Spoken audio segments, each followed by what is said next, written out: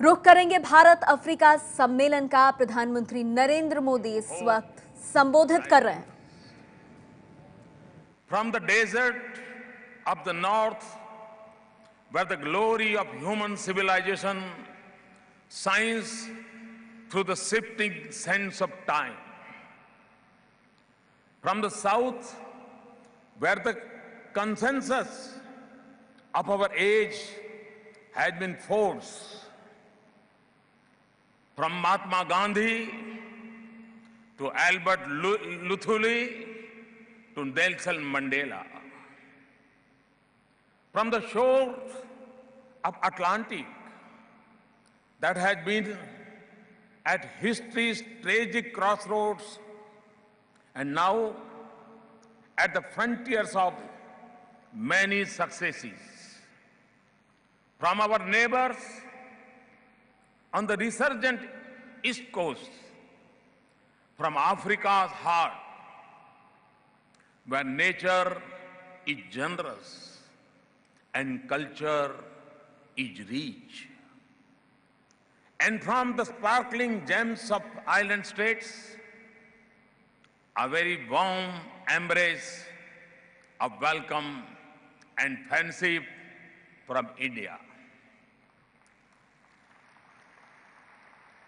Today, it is not just a meeting of India and Africa.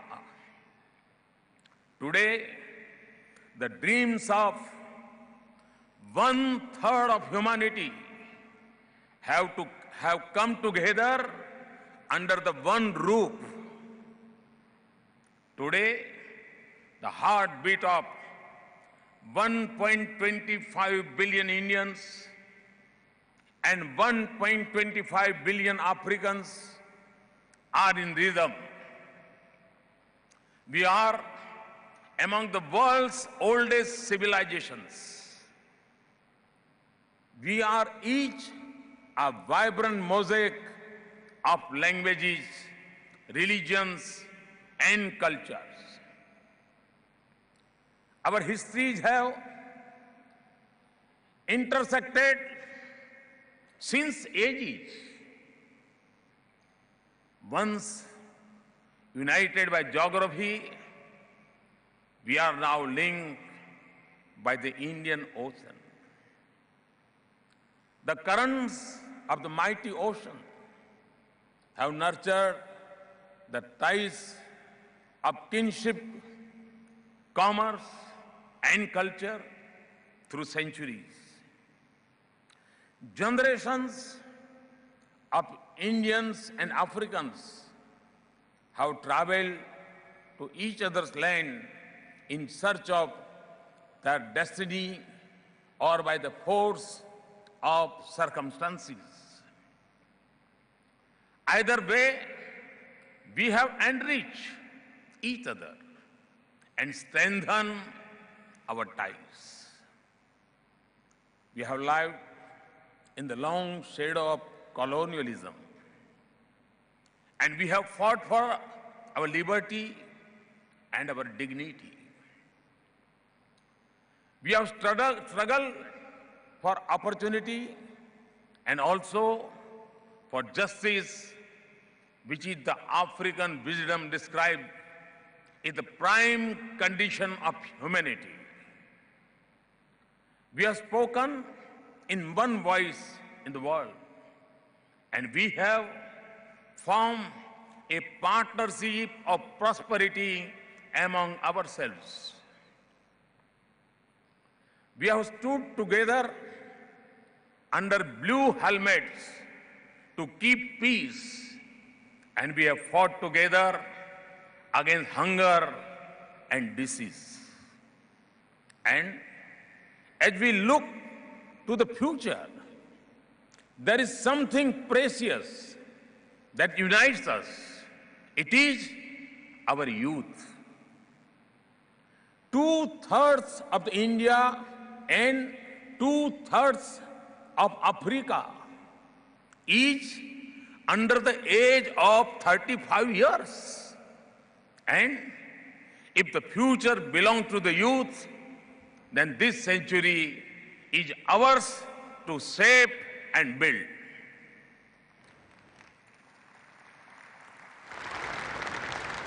Excellencies, Africa is already on that path.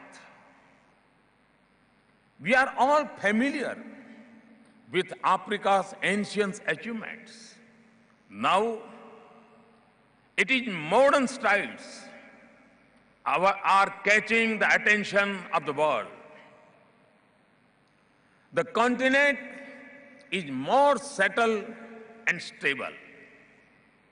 African nations are coming together to take responsibility for the development, peace, and security.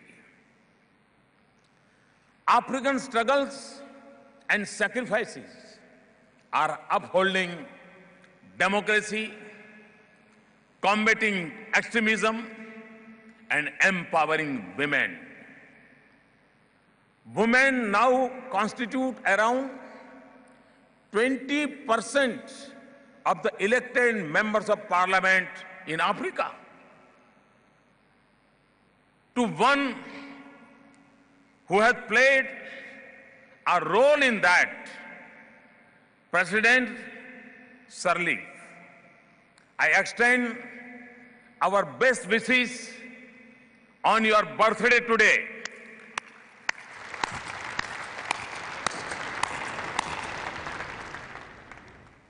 Africa's economic growth has gathered momentum and has a more diversified base. African initiatives are replacing old fault lines with new bridges of regional economic integration. We see many successful examples of economic reforms, infrastructure development, and sustainable use of resources. There are turning a deep economies into dynamic ones. 400,000 new businesses were registered in Africa in 2013, and mobile telephone now reaches 95% of the population in many places. Africa is now joining the global mainstream of innovation. The mobile banking of M-Pesa, the healthcare innovation of Made Africa, or the agriculture innovation of Agri-Manager, and Kilimo Salama are using mobile and digital technology to transform lives in Africa. We see strong measures that radically improving healthcare, education, and agriculture. Primary school enrollment in Africa now exceeds 90%. And across its magnificent landscape, Africa is setting standards in wildlife conservation and ecotourism. Africa's sports, art, and music delight the entire world. Yes, Africa, like the rest of the developing world, has its development challenges. And like others in the world, it has its own concerns of security and stability, especially from terrorism and extremism. But I have confidence in African leadership and the African people to rise to those challenges. Excellencies, for the past 6 decades, so much of our independent journeys have been together. Now, so much of India's development priorities and Africa's lofty vision for its future are aligned. Today, Africa and India are two bright spots of hope and opportunities in the global economy. India is honored to be a development partner of Africa. It is a partnership beyond strategic concern and economic benefits. It is from the emotional bonds we share and the solidarity we feel for each other. In less than a decade, our trade has more than doubled to over $70 billion. India is now a major source of business investments in Africa. Today, 34 African countries enjoy duty-free access to the Indian market. African energy helps run the engine of the Indian economy. It is the resources are powering our industries, and African prosperity offers growing market for Indian products. India has committed $7.4 billion in concessional credit and $1.2 billion in grant since the first India-Africa summit in 2008. It is creating 100 capacity building institutions and developing infrastructure, public transport, clean energy, irrigation, agriculture, and manufacturing capacity across Africa. In the last 3 years alone, nearly 25,000 young Africans have been trained and educated in India. They are the 25,000 new links between us. Excellencies, there are times when we have not done as well as you have wanted us to. There have been occasions when we have not been as attentive as we should be. There are commitments we have not fulfilled as quickly as we should have. But you have always embraced India with warmth and without judgment. You have rejoiced in our success and taken pride in our achievements. And you have stood for us in the world. This is the strength of our partnership and our friendship. And as we travel on the road ahead, we will do so with the wisdom of our experience and the benefit of your guidance. We will raise the level of our support for your vision of a prosperous, integrated, and united Africa that is a major partner of the world. We will help connect Africa from Cairo to Cape Town, from Maracas to Mombasa. Help develop your infrastructure, power and irrigation. Help add value to your resources in Africa and set up industrial and information technology parks. Excellencies, as the great Nigerian Nobel laureate Wole Soyinka instituted, human entity remains in the primary asset in overall development.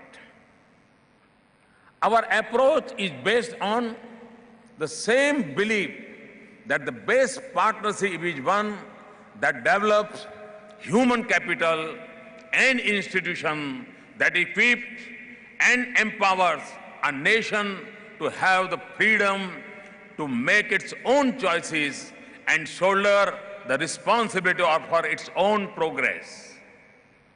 It also opens doors to opportunities for the youth. So, development of human capital in every walk of life will be at the heart of our partnership. We will open our doors more. We will expand tele-education, and we will continue to build institutions in Africa. The Egyptian Nobel Prize winning writer Najib Mahfouz said, "Science brings people together with the light of its ideas and prods us towards a better future." There can be no better expression of the ability of science to unify people and advance progress. So technology will be a strong foundation of our partnership. It will help develop Africa's agriculture sector. Africa has 60% of the world's arable land reserve and just 10% of the global output. Agriculture in Africa can drive the continent's march to prosperity and also support global food security. India's expertise in healthcare and affordable medicines can offer new hope in the fight against many diseases and give a newborn a better chance to survive. We will also collaborate to develop Indian and African treasures of traditional knowledge and medicines.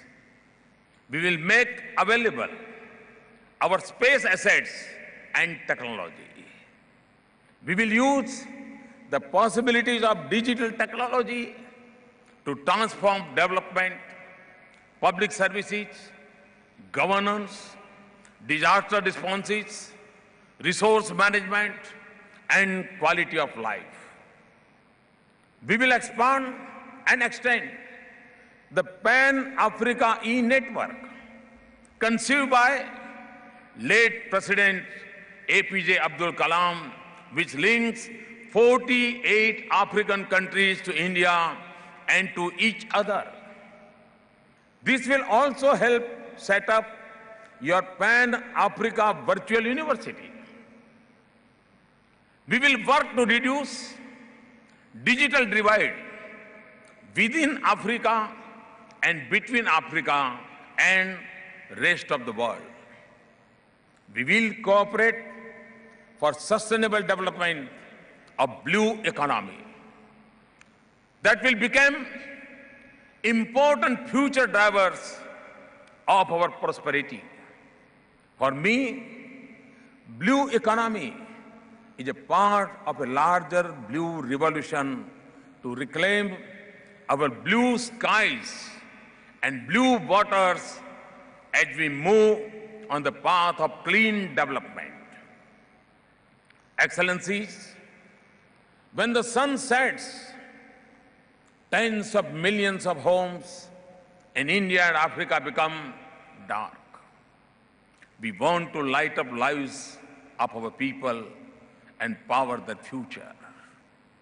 But we want to do it in a way that the snow on Kilimanjaro does not disappear. The glacier that feeds river Ganges does not retreat. And our islands are not doomed. No one has done less to contribute to global warming than India and Africa. No one can be more conscious of climate change than Indians and Africans. This is because we are the inheritors of nature's most precious gifts and of traditions that respect them the most, and our lives remain most connected to Mother Earth. We are each making enormous efforts with our modest resources to combat climate change. For India, 175 gigawatts of additional renewable energy capacity by 2022 and reduction in emission intensity by 33 to 35% by 2030 are just two aspects of our efforts. We will also deepen India-Africa partnership on clean energy, sustainable habitats, public transport, and climate-resilient agriculture. But it is also true that the excess of few cannot become the burden for many. So, when the world meets in Paris in December, we look to see a comprehensive and concrete outcome that is based on the well-established principle in the UN Convention on Climate Change. We will all do our part for it, but we also want to see a genuine global public partnership that makes clean energy affordable, provides finance and technology to developing countries to access it, and the means to adapt to the impact of climate change. I also invite you to join an alliance of solar-rich countries that I have proposed to launch in Paris on November 30 at the time of COP21 meeting. Our goal is to make solar energy an integral part of our life and reach it to the most unconnected villages and communities. India and Africa also seek a global trading regime that serves our development goals and improves our trade prospects. When we meet at Nairobi, ministerial of the WTO in December, we must ensure that the Doha Development Agenda of 2001 is not close, achieving these fundamental objectives. We should also achieve a permanent solution on public stockholding for food security and special safeguard mechanism in agriculture for the developing countries. Excellencies, this is a milestone year when we are setting the agenda for our future and celebrating the 70th anniversary of the United Nations. The world is undergoing political, economic, technological, and security transition on a scale and speed rarely seen in recent history. Yet, our global institutions reflect the circumstances of the century that we left behind, not the one we are in today. These institutions have served us well, but unless they adjust to the changing world, they risk becoming irrelevant.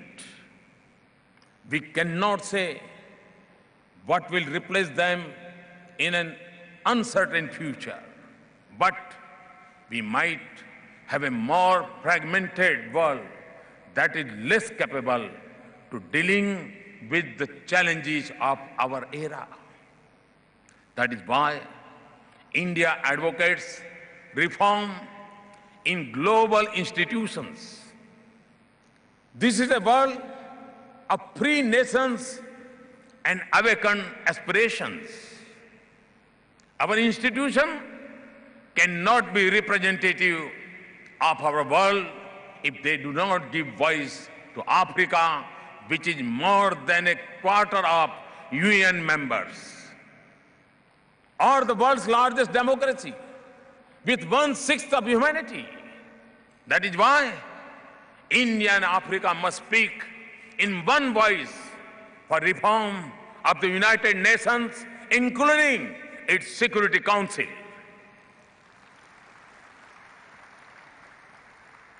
Excellencies, today in many parts of the world, the light of a bright future flickers in the storm of violence and instability.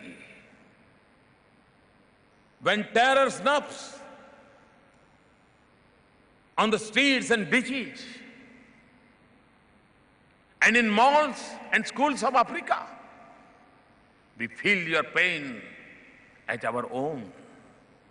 And we see the links that unite us against this threat.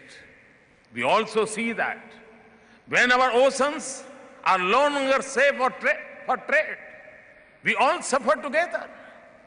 And when nations are caught in conflict within, no one around remains untouched. And we know that our cyber networks brings opportunity but also carry huge risk.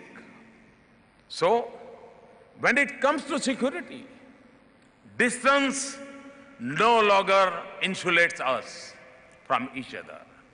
That's why we wish to deepen our cooperation in maritime security and hydrography, and countering terrorism and extremism, and why we must have a UN comprehensive convention on international terrorism. We will also provide support for Africa Union's peacekeeping efforts, and we will train African peacekeepers here and in Africa. We must also have a stronger voice in decisions on UN peacekeeping missions. Excellencies, from connecting lives to collaborating for our prosperity, from keeping our people safe to advantage our global interests, the agenda of our partnership stretches across the vast territory of our linked aspirations. To add strength to our partnership, India will offer concessional credit of $10 billion over the next 5 years. This will be in addition to our ongoing credit program. We will also offer a grant assistance of $600 million. This will include an India-Africa Development Fund of $100 million and an India-Africa Health Fund of $10 million. It will also include 50,000 scholarships in India over the next 5 years, and it will support the expansion of the Pan-Africa e-network and institutions of skilling, training, and learning across Africa. Excellencies, if this century is going to be one in which all humans have a life of opportunity, equality, and dignity, stand in peace with each other, and live in balance with nature, then India and Africa must rise together. We will work together from the memory of our common struggles and the tide of our collective hopes, from the richness of our heritage and the commitment to our planet, from the pledge to our people and the faith in our future, from the generosity of the African saying that a small home, the small home can hold 100 friends. From the spirit of India's ancient belief, Santah Swayam Parhite Nihita Viyogaha, that great souls are always making the initiatives to do good to others. From the inspirations of Mandela's call to live in a way that respects and enhances the freedom of others, today we pledge to work together with our steps in rhythm and our voices in harmony. This is not a new journey, nor a new beginning, but this is a new promise of a great future for an ancient relationship. Your presence here today, Your Majesties and Excellencies, is the strongest proof of our resolve and our commitment. Thank you very much. Thank you.